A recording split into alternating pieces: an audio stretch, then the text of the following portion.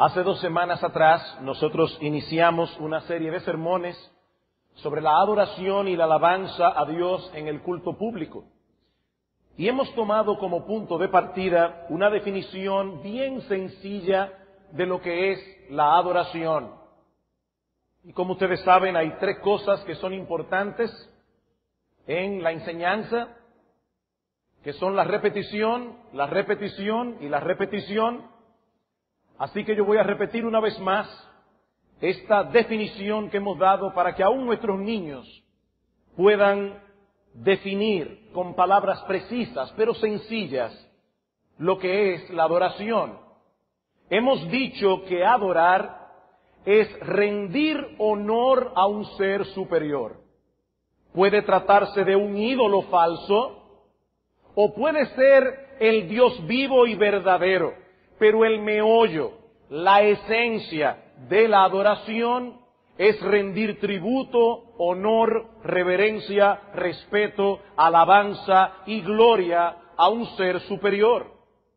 Para nosotros los cristianos que creemos que existe un solo Dios vivo y verdadero, que se ha revelado al hombre a través de su creación y a través de su palabra, un Dios que ha diseñado un plan de salvación a través de la encarnación, muerte y resurrección de nuestro Señor Jesucristo, adorar es rendir tributo, honor, reverencia, respeto, alabanza y gloria a ese único Dios vivo y verdadero. Ahora bien, aún en el plano terrenal, cuando nos acercamos a un ser que por alguna razón es superior a nosotros, un rey, un presidente o un primer ministro, no podemos hacerlo como a nosotros nos parezca más conveniente, sino según el protocolo establecido. En estas semanas hemos estado leyendo el libro de Esther los domingos en la tarde como parte de nuestra lectura consecutiva en el Antiguo Testamento. Y una de las cosas que hemos visto en la lectura de este libro es que ni siquiera la esposa del rey Asuero podía presentarse delante de él sin haber sido previamente llamada. Violar este protocolo podía costarle la vida, a menos que que el rey Asuero le extendiera su cetro real como señal de misericordia. Pues la Biblia nos enseña que el Rey del universo ha establecido también un protocolo que los hombres deben seguir al acercarse a Él. Un protocolo que debemos observar cuidadosamente y que los teólogos del pasado le han llamado el principio regulativo de la adoración. El principio regulativo de la adoración. Lo que este principio declara es que Dios ha regulado su adoración tanto en el Antiguo como en el Nuevo Testamento. De manera que los hombres no deben tomarse la libertad de adorarle como a ellos les parezca más conveniente, sino como Él lo ha establecido en su palabra. Así que este principio, el principio regulativo de la adoración, descansa en estas 3 premisas. Digamos que este es un trípode de 3 patas en el cual se sostiene el principio regulativo de la adoración. En primer lugar, que Dios, no el hombre, ha de ser el centro de nuestra adoración. Segundo, que Él es el único que puede establecer el modo apropiado de adorarle. Y tercero, que Él nos ha revelado su voluntad con respecto a su adoración en su palabra. Ahora, hermano, yo estoy seguro que la mayoría de los creyentes que se encuentran hoy congregados en este lugar están totalmente de acuerdo con estas 3 premisas. Dios ha de ser el centro de nuestra adoración. Él es el único que puede establecer el modo apropiado de adorarle y Él nos ha revelado su voluntad respecto a su adoración en su palabra, la Biblia. Sin embargo, hermanos y amigos que nos visitan en esta mañana, eso es más fácil de decir que llevarlo a la práctica. Es muy fácil decir, somos bíblicos en nuestra adoración. Pero hermanos, eso es más fácil de expresar que de llevarlo a la práctica. A la hora de lidiar con asuntos prácticos concernientes a la adoración, debemos reconocer que existe el peligro de extraviarnos por causa de dos enemigos mortales del principio regulativo de la adoración. Este principio tiene dos enemigos mortales: el subjetivismo y el pragmatismo. El subjetivismo y el pragmatismo. El subjetivismo consiste en tomar al hombre y sus experiencias como la base del conocimiento humano. Lo que yo siento, lo que me agrada, lo que me gusta, aquello para lo cual me inclino, eso es lo que está bien. El sujeto es la base del conocimiento. En el subjetivismo no existe autoridad alguna fuera de nosotros mismos, ni siquiera la voluntad de Dios expresada en su palabra. Y hermanos, debemos decir con tristeza que el subjetivismo está teniendo una influencia cada vez mayor en la iglesia contemporánea, sobre todo en lo que respecta a la alabanza a Dios en el culto público. Cada vez es más ampliamente aceptado el pensamiento, la idea de que la música es moralmente neutra. Lo importante es lo que se canta, la letra. La música no tiene importancia porque la música es moralmente neutra. Por lo tanto, el tipo de alabanza que empleemos en el culto de adoración dependerá mayormente de nuestros gustos o de nuestras preferencias personales o de nuestra cultura alrededor.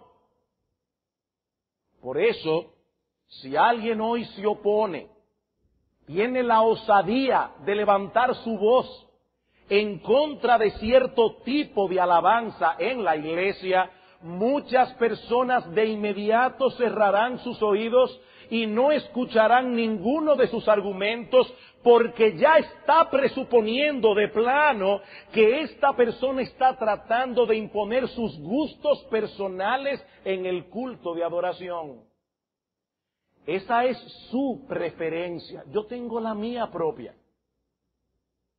Y ciertamente, hermanos, es posible que una persona sea movida subjetivamente a oponerse a ciertas cosas simplemente porque no van de acuerdo con sus gustos o preferencias personales. Eso es posible. Pero hermanos, así como debemos cuidarnos de que nosotros no seamos subjetivos, también debemos cuidarnos de acusar a otros falsamente de subjetividad. No debemos presuponer, sin haber oído y ponderado sus argumentos. No debemos suponer que si alguien se opone a cierto tipo de alabanza en la iglesia, por ejemplo, está descansando subjetivamente en sus gustos o preferencias culturales. Puede ser que esa persona tenga alguna razón, pero si partimos de la premisa de que está tratando de meternos en una camisa de fuerza e imponernos sus gustos, nosotros ya ni vamos a ponderar sus argumentos. Pero así como debemos cuidarnos del subjetivismo, también debemos cuidarnos del pragmatismo. Y el pragmatismo consiste en usar los resultados aparentes como tabla de evaluación. Es válido lo que funciona. Está bien lo que parece exitoso. Por ejemplo, la iglesia canta con más entusiasmo cuando empleamos tal o cual estilo musical. Ese es un argumento pragmático. O la forma de adoración, esta forma de adoración parece llegarle más a la nueva generación. Pragmatismo. Los himnos tradicionales alejan a los incrédulos de la iglesia y sobre todo a los jóvenes. Pragmatismo. Ahora, hermanos, ¿hay algo de malo en que nosotros queramos que la iglesia cante con entusiasmo? Por supuesto que no. Y ciertamente hay algunos himnos que pueden matar el espíritu de adoración. Yo no estoy negando tal cosa. Ciertamente es el deseo de nuestro corazón atraer a las personas al culto de adoración. Ciertamente es nuestro deseo predicar de tal manera que nosotros podamos llegarle a los jóvenes y a los niños de nuestra iglesia y a la nueva generación. No hay problema con eso. El problema está en usar esos criterios como tabla de evaluación. El problema está en decidir lo que nosotros vamos a hacer o no vamos a hacer en el culto, usando eso como nuestro argumento. Mis hermanos, si nosotros usáramos ese mismo criterio para evaluar la predicación de la palabra, no podríamos predicar como Pablo todo el consejo de Dios. Porque hay muchas cosas, muchos temas espinosos en la Biblia que no resultan atractivos para muchas personas. Por eso cuando Pablo fue a Corintio, dice él en 1 Corintios capítulo 2, versículos 1 al 5, que él no ministró con su vista puesta en la popularidad. Así que, hermanos, cuando fui a vosotros para anunciaros el testimonio de Dios, yo no fui con excelencia de palabras o de sabiduría. Los griegos les fascinaba la oratoria. Y dice Pablo, yo no fui a Corintio a hacer un despliegue de oratoria para decir palabras rimbombantes que nadie iba a entender. Y no porque no tuviera la capacidad. Pablo era un hombre bien instruido. Pero Pablo no usaba la predicación como un instrumento para llamar la atención sobre sí mismo o su capacidad de oratoria. Sigue diciendo él, pues me propuse no saber entre vosotros cosa alguna, sino a Jesucristo y a este crucificado. Y estuve entre vosotros con debilidad y mucho temor y temblor, y ni mi palabra ni mi predicación fue con palabras persuasivas de humana sabiduría. Voy a usar 2 o 3 historias tristes para mover el corazón de la gente y luego decirle que levante su mano y que venga al frente para que haga una decisión por Cristo. ¡No! Ni mi palabra, ni mi predicación fue con palabras persuasivas de humana sabiduría, sino con demostración del Espíritu y de poder, para que vuestra fe no esté fundada sobre la sabiduría de los hombres, sino en el poder de Dios. Pablo conocía muy bien la cultura griega y él sabía que el método de Dios no era potable para los griegos, como no era potable para los judíos, como no era potable para los romanos, pero él sabía también que si claudicaba y les daba lo que ellos querían oír, lo que apelaba humanamente a sus sentidos, la fe de los corintios tendría un fundamento equivocado. Pues de la misma manera, hermanos, si Dios ha establecido su protocolo para que nos acerquemos a Él en adoración, es ese protocolo el que debemos usar. No lo que produce resultados aparentes, no lo que apele a la mayoría, no lo que encaje con nuestros gustos o preferencias personales. Y en el tiempo que nos resta, yo voy a tratar de probar bíblicamente este punto. Veamos, hermanos, algunos argumentos bíblicos que sustentan el principio regulativo de la adoración. En primer lugar, es prerrogativa de Dios y no de sus criaturas determinar la manera correcta de acercarnos a Él en adoración. Repito, es prerrogativa de Dios, no de sus criaturas, determinar la manera correcta de acercarnos a Él en adoración. Y esto no solo por la autoridad que Dios posee por el hecho de ser Dios, sino también porque la adoración no es otra cosa que la respuesta que el hombre da a la revelación que Dios mismo nos provee de Él en las Escrituras. Voy a repetir eso.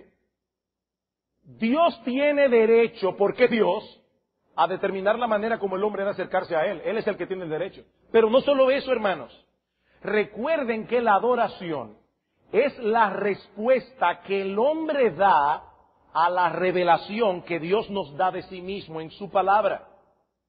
Nosotros no podríamos conocer absolutamente nada acerca de Dios a menos que Él no hubiese tomado la iniciativa de revelarse. En Mateo capítulo 11, versículo 27, dice el Señor Jesucristo: todas las cosas me fueron entregadas por mi Padre, y nadie conoce al Hijo sino el Padre, ni al Padre conoce a alguno sino el Hijo, y aquel a quien el Hijo lo quiera revelar.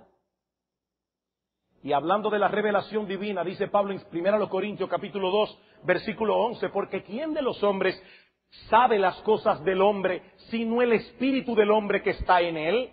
Así tampoco nadie conoció las cosas de Dios sino el espíritu de Dios.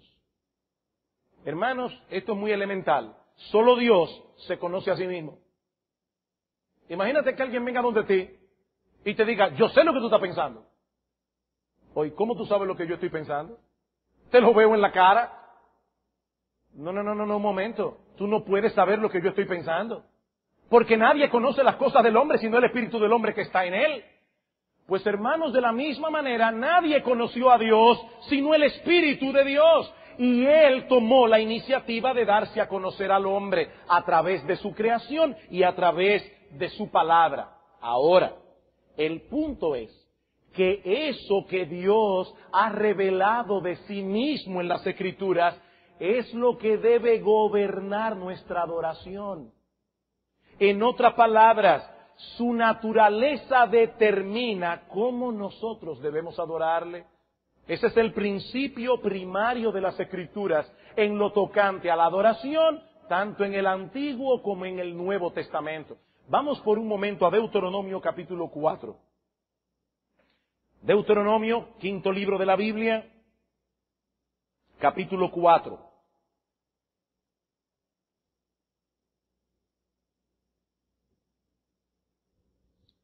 Vamos a leer los versículos 15 al 19. Deuteronomio capítulo 4, versículos 15 al 19. Guardad pues mucho vuestras almas, pues ninguna figura visteis el día que Jehová habló con vosotros de en medio del fuego, cuando Dios descendió al monte Sinaí para darle la ley al pueblo a través de Moisés. Ninguna figura visteis, para que no os corrompáis y hagáis para vosotros escultura, imagen de figura alguna, efigie de varón o hembra, figura de animal alguno que está en la tierra, figura de ave alguna alada que vuele por el aire, figura de ningún animal que se arrastre sobre la tierra, figura de pez alguno que haya en el agua debajo de la tierra. No sea que alces tus ojos al cielo y viendo el sol y la luna y las estrellas y todo el ejército del cielo, seas impulsado y te inclines a ellos y les sirvas, porque Jehová tu Dios los ha concedido a todos los pueblos debajo de todos los cielos. La razón que se le da al pueblo de Israel para prohibir el uso de imágenes en la adoración a Dios es el hecho de que ellos no vieron ninguna imagen. Ellos no vieron ninguna figura de Dios cuando Él vino al monte Sinaí para darles la ley. Si ellos trataban de representar a Dios a través de una figura física, yo recuerdo cuando estaba pequeño, en la casa de mis abuelos, había una imagen del ojo que todo lo ve. Era un triángulo con un ojo para simbolizar la Trinidad y la omnisciencia de Dios. A mí me daba pavor ese cuadro. Pero hermanos, ninguna figura puede representar adecuadamente a Dios. Si nosotros tratamos de representar a Dios a través de alguna figura física, de seguro lo vamos a representar erróneamente. ¿Por qué? Porque Dios es espíritu. Ese es el argumento que usaría nuestro Señor Jesucristo, porque la Biblia es una sola. Ese es el mismo argumento que usaría nuestro Señor Jesucristo cientos de años más tarde al tratar el tema de la adoración con la mujer samaritana. Eso lo vimos el domingo pasado. Dios es espíritu y los que le adoran en espíritu y en verdad es necesario que adoren. Y hermanos, sea lo que sea adorar a Dios en espíritu y en verdad, una cosa es clara, es la naturaleza de Dios lo que determina el modo como nosotros debemos adorarle. Pero como solo Dios se conoce a sí mismo, Él es el único que puede determinar cuál es el tipo de adoración que mejor representa a quién Él es. Hermanos, ¿por qué nosotros usamos el púlpito y este método para predicar la palabra de Dios? ¿No sería tal vez más adecuado hacerlo de una manera más moderna? Tal vez que el predicador se mueva por entre las personas y comience a preguntarle, ¿y tú qué piensas acerca de esto? Dime, ¿cuál es tu opinión? ¿No sería mejor así? O tal vez para hacerlo más entretenido, y no estoy siendo irreverente, hermanos, estoy dando un ejemplo de algo que pasa hoy en algunas iglesias. ¿Por qué en vez de predicar la palabra de Dios no traemos un mensaje a ritmo de rap? Eso seguramente atraería mucho la atención. ¿Por qué este formato? Porque ese es el formato establecido por Dios en su palabra. ¿Sabe por qué? Porque nosotros somos embajadores del Rey del Cielo. Y hemos venido como embajadores del Rey del Cielo a traer un mensaje a los hombres de su parte. ¿Ustedes se imaginan que en la próxima toma de posesión el presidente de la República venga y dé su discurso en tono de rap? Y yo les prometo que de ahora en adelante todo cambiará. ¿Ustedes se imaginan eso? Eso rebajaría completamente la dignidad de la toma de posesión. Pues mis amados hermanos, la razón por la que Dios determinó que fuera la predicación que se usara en su iglesia es teológica, no es cultural. Es teológica. Yo estoy aquí en esta mañana como un heraldo del Dios del cielo, comisionado por Él para decirle a los hombres el mensaje de su palabra. Este es el mejor formato, el más adecuado para poder representar adecuadamente a Dios. Ligon Duncan tiene un comentario sumamente pertinente acerca de esto. Dice él, si adoras a Dios a través del uso de imágenes, eso cambiará tu visión de Dios. ¿Sabes por qué? Escuchen esto, sigo citando a Ligon Duncan. Porque la forma impacta el contenido. Los medios de la adoración influencian a los adoradores en su comprensión de Dios.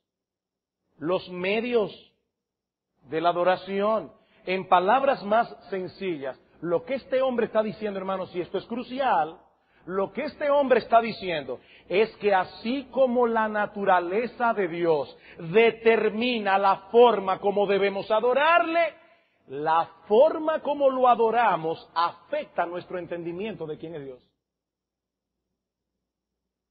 ¿Quién es Él? Determina la adoración. Y la forma como lo adoramos dice algo de lo que nosotros pensamos que Él es.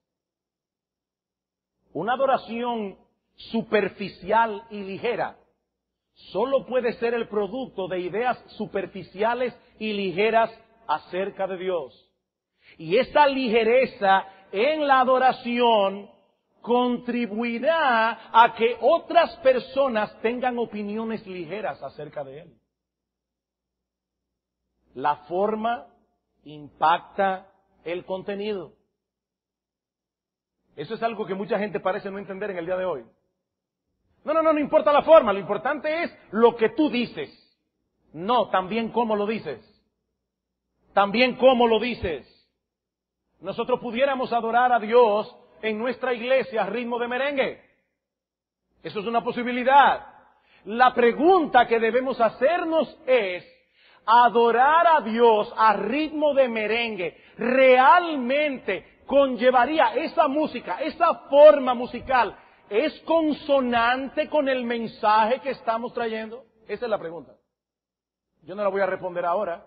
Nosotros vamos a estudiar la música en la adoración más adelante. Ahora simplemente estamos tratando de sentar la base de lo que es la adoración. Porque lo que es la adoración determina el tipo de alabanza que nosotros le damos a Dios. Más adelante Ligon Duncan dice, consecuentemente, el cómo de la adoración es vital para nuestro crecimiento en gracia y el conocimiento del único Dios verdadero, porque contribuye a una comprensión del único Dios verdadero. La forma como adoramos implica una comprensión del Dios verdadero. Por lo tanto, la forma como adoramos va a determinar si esta es una iglesia que va a crecer en gracia o si va a ser una iglesia enana con el paso del tiempo. Porque ninguna iglesia es más grande que su visión de Dios. Y si nuestra adoración rebaja la majestad, la gloria del Dios excelso y del Dios altísimo, hermanos, eso provocará enanez en nuestro corazón. Eso nos afectará como adoradores. De ahí la importancia que Dios le da, no solo al hecho de que le adoremos únicamente a Él, sino que le adoremos tal como Él lo ha prescrito en su palabra. Éxodo capítulo 20. Éxodo capítulo 20.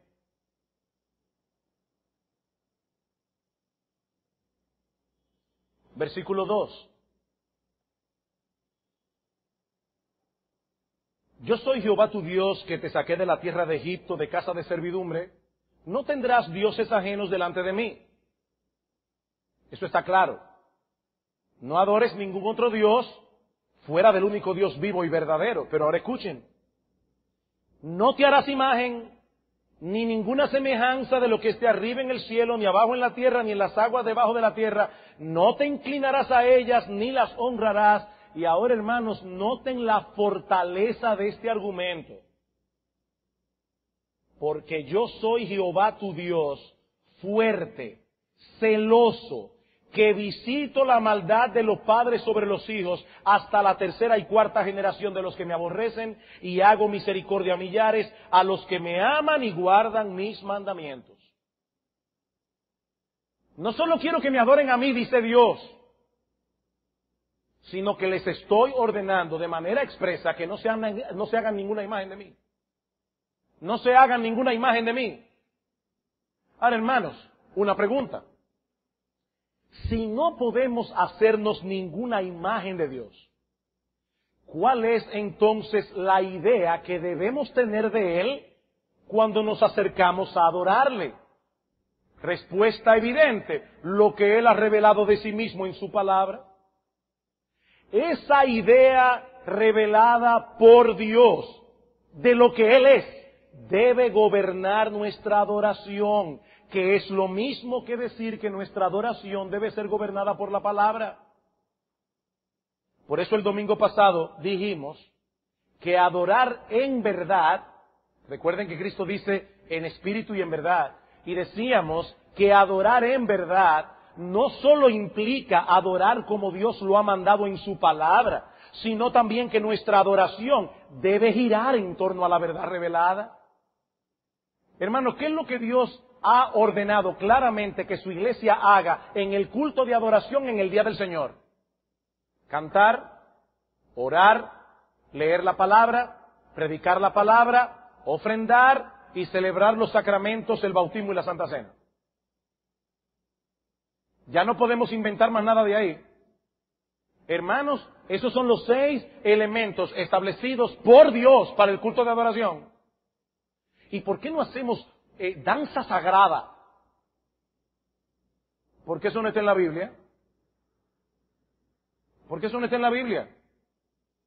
Dios dice cantar, orar, predicar, leer, ofrendar y la palabra visible a través del bautismo y la Santa Cena. Pero como dice Terry Johnson, y citábamos en el domingo pasado, todo eso gira en torno a la palabra, hermanos. ¿Qué debemos hacer en el culto público? Leer la palabra, predicar la palabra, cantar la palabra, orar la palabra y administrar la palabra visible. La palabra, la palabra, la palabra. Cuando nos apartamos de su palabra, estamos adorando a un Dios de nuestra propia imaginación y por lo tanto estamos violando el primero y el segundo mandamiento de su ley moral. Su naturaleza determina nuestra adoración y nuestra adoración dice algo del Dios al cual adoramos. Noten cómo Pablo aplica ese principio en el Nuevo Testamento en 1 Corintios capítulo 40. 1 Corintios capítulo 40. Capítulo 14. Es que es 14:40. Ya le añadí, ahí sí le añadí unos 24 capítulos a la carta. 1 Corintios capítulo 14. Pablo está discutiendo aquí el tema de los dones extraordinarios y dice en el versículo 33, dice antes de ese pasaje, para tomar el contexto, que deben predicar, profetizar 2 o a lo más 3 y por turno, y dice, los espíritus de los profetas están sujetos a los profetas, que nadie salga por ahí diciendo, no, yo tengo una revelación y no la puedo callar. No, mi hermano, es en orden, es por turno. Y Pablo da la razón ahora. Pues Dios no es Dios de confusión, sino de paz. Versículo 39. Así que, hermanos, procurad profetizar y no impidáis el hablar en lenguas, pero hágase todo decentemente y con orden. Hermanos, este no es el lugar para hacer un estudio profundo de los dones extraordinarios y de su permanencia o no permanencia en la iglesia hoy. Ese no es mi tema. Pero hay algo que está muy claro en este pasaje. Y es que las directrices que Pablo da para que se haga un uso de los dones en la iglesia de una manera organizada, de una manera ordenada, esas directrices están enraizadas en la naturaleza de Dios.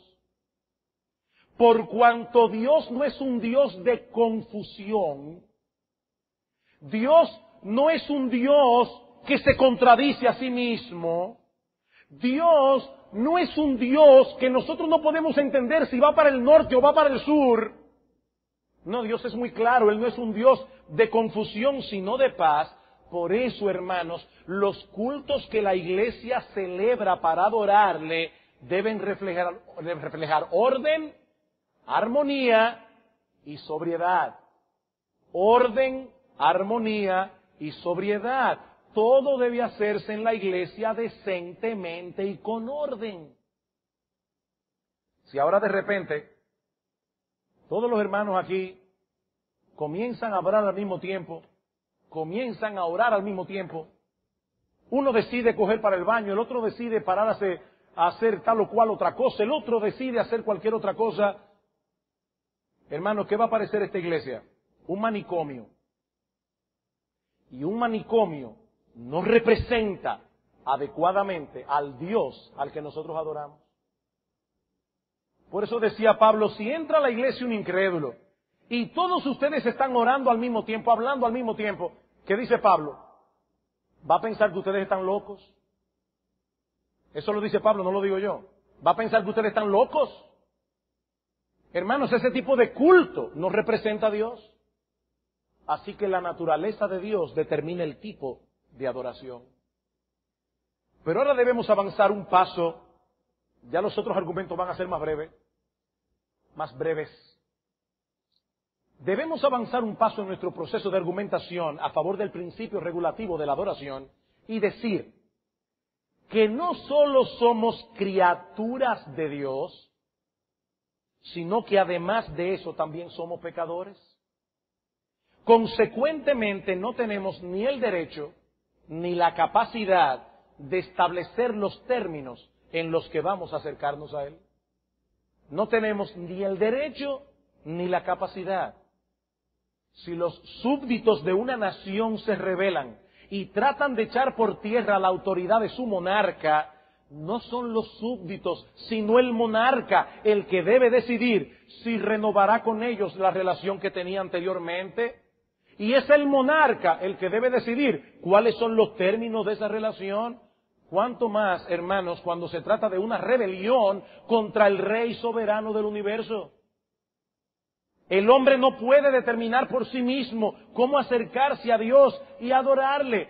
Dios no nos ha concedido ese derecho. Una vez esa senda de acceso a Dios quedó cerrada por causa del pecado, Solo Dios podía abrirla de nuevo. Y solo Dios podía determinar las condiciones y la manera como el hombre pudiera acercarse otra vez a Él. Pero hermanos, no solo no tenemos ese derecho, sino que tampoco tenemos esa capacidad. No tenemos esa capacidad. El texto que leyó el pastor Marcos Peña esta mañana en la lectura consecutiva de Efesios nos dice cuál es la condición del hombre en su pecado. Teniendo el entendimiento entenebrecido, ajenos de la vida de Dios por la ignorancia que en ellos hay, por la dureza de su corazón. Hermanos, amigos, nuestro entendimiento quedó severamente dañado por causa del pecado. Y ese entendimiento dañado del hombre es una fábrica de idolatría. Eso es básicamente lo que dice Pablo en Romanos capítulo 1, versículo 18 en adelante. La ira de Dios se revela desde el cielo contra toda impiedad e injusticia de los hombres que por su injusticia detienen la verdad, frenan la verdad. Así comienza el asunto, frenando con injusticia la verdad. Pero ¿saben qué sucede? Que el hombre es un ser esencialmente religioso. ¿Saben por qué? Porque Dios nos hizo para su gloria. Y si no adoramos al Dios vivo y verdadero, vamos a inventar un Dios al cual adorar. El hombre es una fábrica de ídolos. Por eso es que dice Pablo que comienzan deteniendo con injusticia la verdad, Romanos 1:18, y terminan cambiando la verdad de Dios por la mentira, versículo 25, honrando y dando culto a las criaturas antes que al Creador. Dejado a su propia inclinación, el hombre nunca podrá adorar adecuadamente al único Dios vivo y verdadero. Nunca. Se fabricará un ídolo conforme a su propia imaginación. En tercer lugar, la Biblia condena expresamente todo tipo de adoración que no haya sido ordenada por Dios. La Biblia condena expresamente todo tipo de adoración que no haya sido ordenada por Dios. Dice en Deuteronomio capítulo 4, versículo 12, no añadiréis a la palabra que yo os mando, ni disminuiréis de ella, para que guardéis los mandamientos de Jehová vuestro Dios, que yo os ordeno. Y más adelante en Deuteronomio capítulo 12, versículo 32, dice, cuidarás de hacer todo lo que yo te mando. No añadirás a ello, ni de ello quitarás. Fíjense, hermanos, ni podemos añadir, ni podemos restar. Cualquiera de esas dos acciones se consideraría un acto de rebelión que no puede ser tolerado. Y el Espíritu Santo guió a los autores de las Escrituras a dejar en el registro bíblico algunas de las consecuencias funestas de tomar en poco estas advertencias de Dios. ¿Recuerdan el caso de Nadab y Abiú? Fueron castigados con la muerte por encender en el tabernáculo de reunión un fuego extraño que Dios no había mandado. Levítico capítulo 10, versículos 1 y 3. Ahora noten en ese pasaje que ellos no encendieron un fuego que Dios había prohibido. Hay algunas iglesias evangélicas en el día de hoy que dicen, no, pero no importa que nosotros introduzcamos otros elementos en la adoración que puedan ser más atractivos. Claro, siempre y cuando Dios no lo haya prohibido. Pero hermano, lo que nosotros estamos diciendo no es eso. Lo que estamos diciendo es que en la iglesia no se debe hacer nada a menos que Dios lo haya mandado. Ese fuego que Nadab y Abiú encendieron en el tabernáculo no era un fuego prohibido. Pero Dios tampoco lo había mandado como parte del ritual en el tabernáculo y fueron castigados por su temeridad. ¿Recuerdan el caso de Uza? En 2 de Samuel capítulo 6. Cuando Israel recuperó el arca de mano de los filisteos, David decidió transportarla a Jerusalén en un carro nuevo tirado por bueyes. Dice en 2 de Samuel capítulo 6, versículo 3. Ahora, hermano, noten algo, esta era una forma muy práctica de llevar el arca. Una carreta tirada por bueyes. No era práctico. Sí era práctico. El problema es que esa no era la manera establecida por Dios para transportar el contenido de las cosas sagradas del tabernáculo. ¿Y saben qué pasó? Que esa innovación pragmática de David le costó la vida a Uza, porque cuando los bueyes comenzaron a tropezar, Uza, que no era levita, le metió la mano al arca para sostenerla, y ahí mismo fue fulminado. Cuando David intentó transportar el arca por segunda vez, dice en Primera de Crónicas, capítulo 15, versículo 2, que tuvo mucho cuidado de hacerlo tal como Dios lo había mandado. Dice en el texto, entonces dijo David, el arca de Dios no debe ser llevada sino por los levitas, porque a ellos ha elegido Dios para que lleven el arca de Jehová y les sirvan perpetuamente. Esta vez, David decidió no ser pragmático, sino obediente. Obediente, no pragmático. Otro ejemplo, Saúl, cuando quiso ofrecer sacrificios, pasando por alto el mandato de Dios, Samuel le dijo, ¿se complace Jehová tanto en los holocaustos y víctimas como en que se obedezca a las palabras de Jehová? ¿En qué se complace Dios, hermanos? ¿En que nosotros traigamos nuestros sacrificios o en que obedezcamos a Dios? Ciertamente el obedecer, dice Samuel, es mejor que los sacrificios, y el prestar atención es mejor que la grosura de los carneros. Bueno, pastor, pero mire, eso era en el Antiguo Testamento. Ya en el Nuevo Pacto las cosas son diferentes.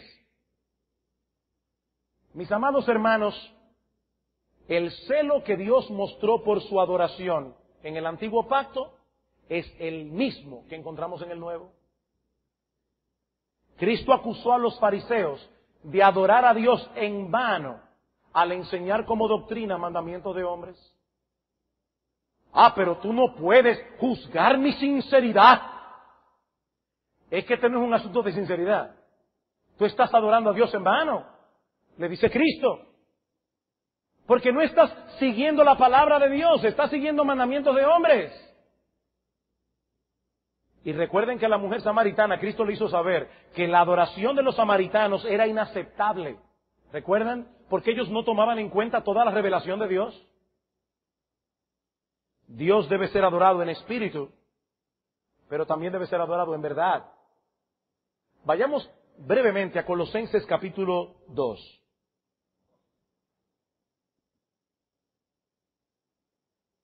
Colosenses capítulo 2.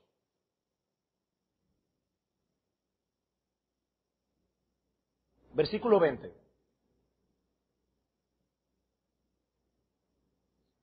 Pues si habéis muerto con Cristo en cuanto a los rudimentos del mundo, ¿por qué como si vivieseis en el mundo os sometéis a preceptos, es decir, preceptos que no están en la Biblia, tales como no manejes, ni gustes, ni aun toques?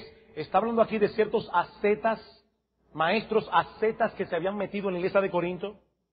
Versículo 22, en conformidad a mandamientos y doctrinas de hombres, cosas que todas se destruyen con el uso, tales cosas tienen a la verdad cierta reputación de sabiduría, en culto voluntario, en humildad y en duro trato del cuerpo, pero no tienen valor alguno contra los apetitos de la carne. La palabra que llama mi atención aquí, o a la que yo quiero llamar vuestra atención, es esa frase del versículo 23, culto voluntario. Esta es una sola palabra griega que significa literalmente culto elegido por uno mismo o adoración autoimpuesta. Y es interesante notar que Pablo dice que ese tipo de adoración inventada por uno mismo, acarrea cierta reputación de sabiduría. Algunas personas se sienten atraídas por todo lo que produzca en ellos una especie de éxtasis religioso, independientemente de si esas prácticas son sancionadas o no por las Escrituras.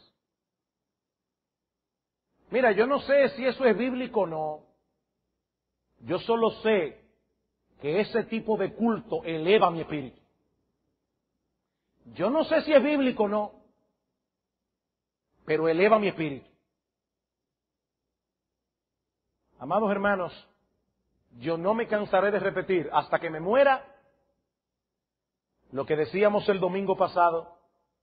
Nosotros no venimos a la iglesia a sentir que adoramos, sino a adorar. Y esa distinción es crucial. Adorar es como Dios dice en su palabra.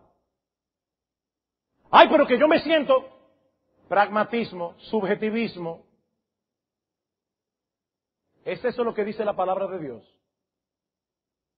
Porque nosotros no venimos a la iglesia a sentir que adoramos.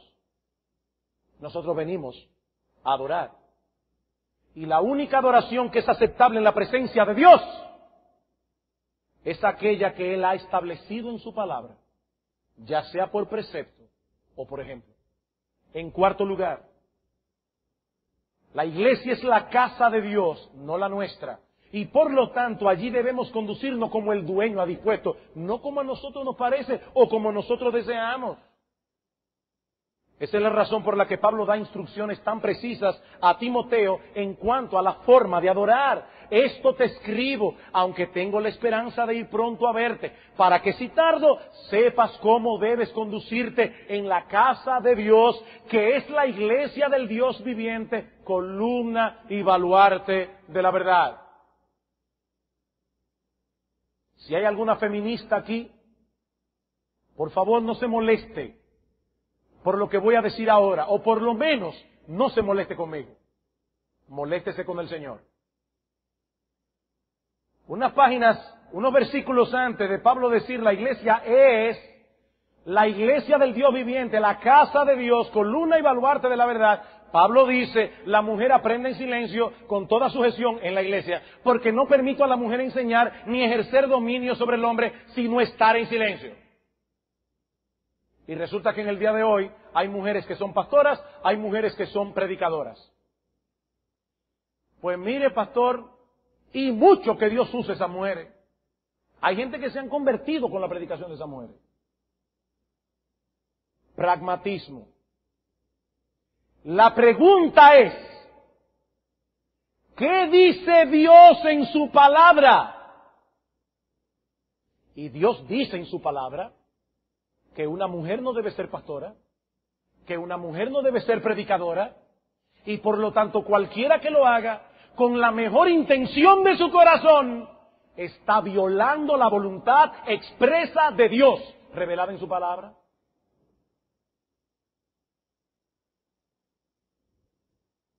¿Quién era Timoteo? Uno de los hombres de confianza del apóstol Pablo. Tanto así que cuando Pablo escribe su carta a los filipenses le dice, a ninguno tengo del mismo ánimo y que tan sinceramente se interese por vosotros. Pablo sabía que Timoteo amaba a la iglesia y que su interés por los hermanos era genuino.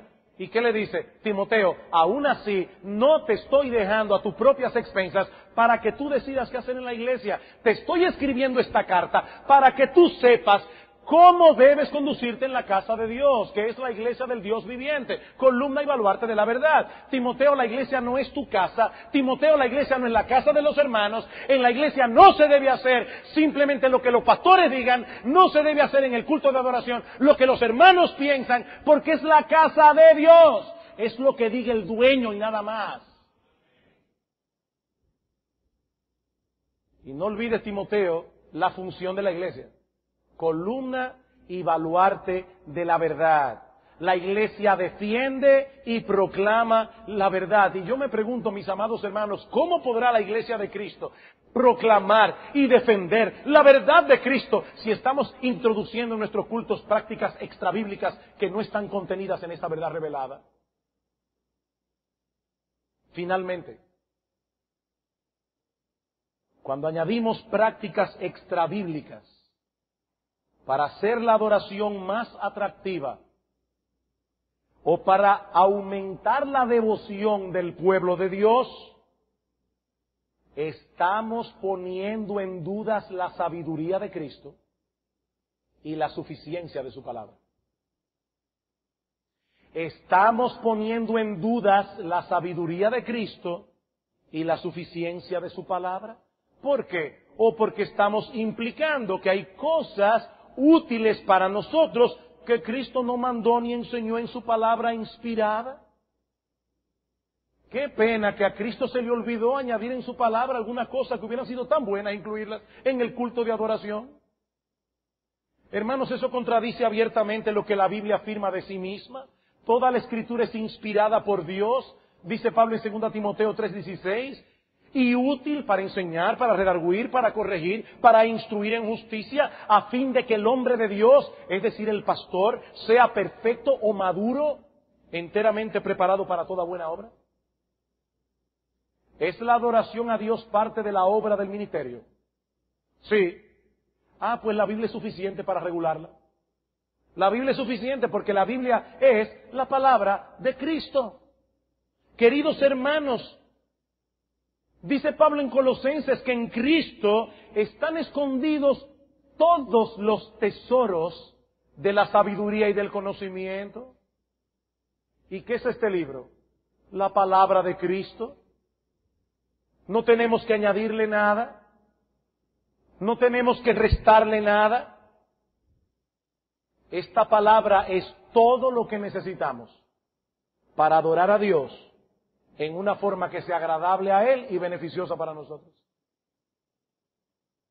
Por eso aprecio cómo los autores de nuestra confesión de fe lo expresaron en el capítulo 22, en el párrafo 1, cuando dicen: el modo aceptable de adorar al verdadero Dios está instituido por Él mismo y está de tal manera limitado por su propia voluntad revelada que no se debe adorar a Dios conforme a las imaginaciones e invenciones de los hombres o las sugerencias de Satanás, ni bajo ninguna representación visible, ni en ningún otro modo no prescrito en las Santas Escrituras.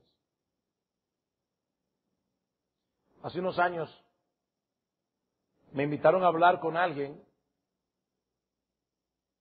que estaba metido en un culto, de estos cultos que hay ahora. Eso fue hace muchos años atrás.